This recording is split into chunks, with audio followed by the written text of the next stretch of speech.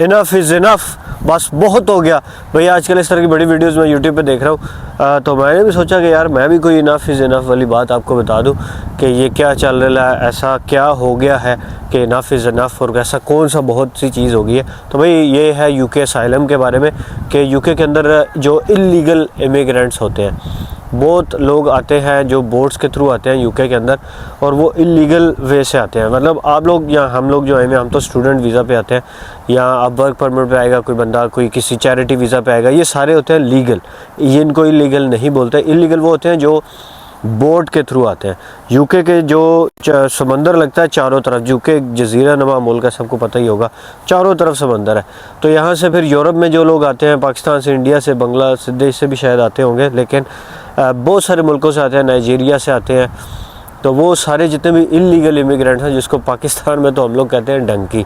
तो ये डंकी के जो वीज़ा पे आते हैं, फिर यहाँ पे आने के बाद मतलब यहाँ पे एंटर हो जाते हैं यूके में इलीगली। फिर इलीगल एंट्री के बाद वो लोग असाइलम क्लेम करते हैं। असाइलम का मतलब ये होता है कि यूके के अंदर जो भी बंदा आता है, अगर उसको कोई प्रोसिक्यूशन का डर है, जिस तरह कोई अपने मुल्क के उनके हालात ख़राब चल रहे हैं, जैसे अफ़गानिस्तान की पिछले दिनों बात चल रही थी, अफ़गानिस्तान के काफ़ी हालात ख़राब थे, तो अफ़गानियों को जो है ना ये लोग असाइलम दे रहे थे, यानी ये कह रहे थे कि असाइलम क्लेम कर सकते हैं आप लोग। तो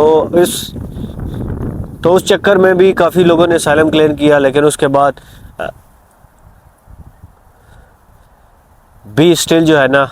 काफ़ी लोग आते हैं, नाइजीरिया से भी आते हैं, मतलब बहुत लोग आते हैं जो बोट्स के थ्रू आते हैं, यूके में इलीगल एंट्री करते हैं। फिर मसला ये बनता है यहाँ पे आने के बाद कि यूके के जो प्राइम मिनिस्टर्स हैं ये बता रहे हैं कि जितने भी यूके की टैक्स मनी है, क्योंकि असाइलम जब क्लेम होता है तो फिर होता ही है कि उन लोगों को जब तक उनको असाइलम या उनको कोई पनाह या उनको कोई जॉब या इस तरह कोई चीज़ नहीं दी जाती, जब तक उनका कोई लीगल स्टेटस नहीं होता, तो वो लोग फिर क्या करते हैं, उनको होटल्स में रखना पड़ता है। होटल्स में रखने में ज़ाहिर है होटल्स का किराया इतना ज़्यादा होता है भाई, कम से कम 2-2 हज़ार पाउंड जो है वो एक महीने का होता है। तो लंदन के अंदर चले जाए तो शायद इससे भी ज़्यादा एक्सपेंसिव हो। तो ये जो यूके के जो टैक्स पेयर लोग हैं, जिसमें खैर मैं भी आता हूँ, मैं भी टैक्स देता हूँ, लेकिन जितने भी लोग हैं वो टैक्स देते हैं,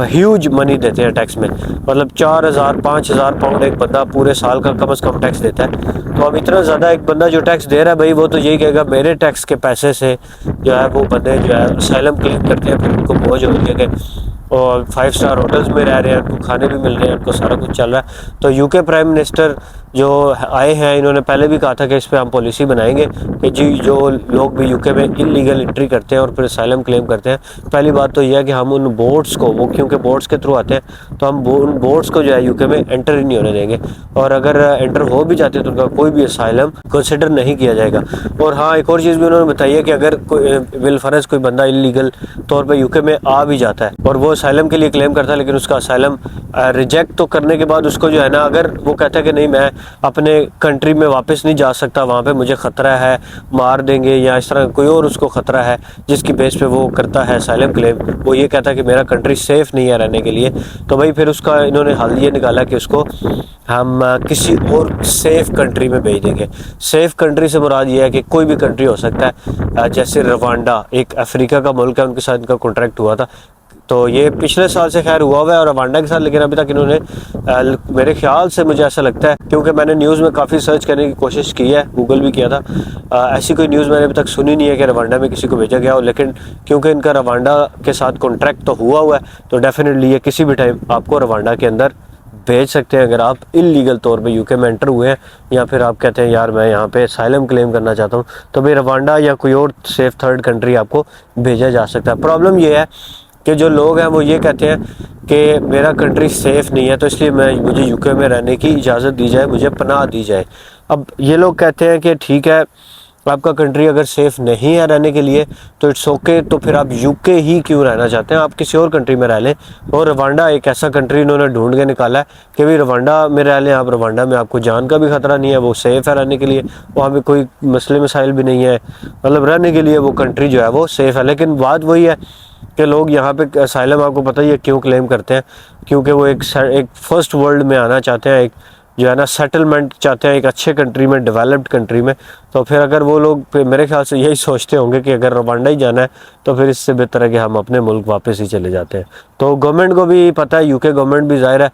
ये लोग भी काफ़ी आगे हैं, इन लोगों को सारी चीज़ों का अंदाज़ा होता है। इनफ इज़ इनफ, यही इनफ था, क्योंकि यूके प्राइम मिनिस्टर ने इनफ इज़ इनफ का वर्ड यूज़ किया है अपनी तकरीरों में, और उन्होंने कहा कि बस बहुत हो गया, अब मैं जो है नो मोर इलीगल इमिग्रेंट्स। तो लेकिन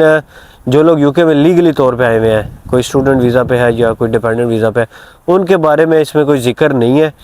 क्योंकि उसमें यही कहा गया है कि इलीगल एंट्री जो करते हैं, तो एंट्री तो हम लोग आप लोगों की लीगल ही है, लेकिन आप लोगों का या हम लोगों का अगर कोई बंदा स्टूडेंट वीज़ा पे आके या किसी और वीज़ा पे आके वो असाइलम क्लेम करता है कि नहीं, इस बारे में अभी कुछ चीज़ें वाज़ह नहीं है, क्लियर नहीं है। लेकिन इस पे भी काफ़ी बहस और मुबाहिसा यही है कि जो असाइलम का जो प्रोसीजर है उसको काफ़ी स्ट्रिक्ट और सख्त किया जाएगा, क्योंकि जो यूके टैक्स पेयर्स हैं वो कहते हैं कि जी हमारा पैसा फॉरेनर्स के ऊपर क्यों लगे खामखा। थैंक्स फॉर वॉचिंग भाई, मिलते हैं अगली वीडियो में, खुदा हाफिज़। I feel like I'm losing my mind. Is everybody in the world blind?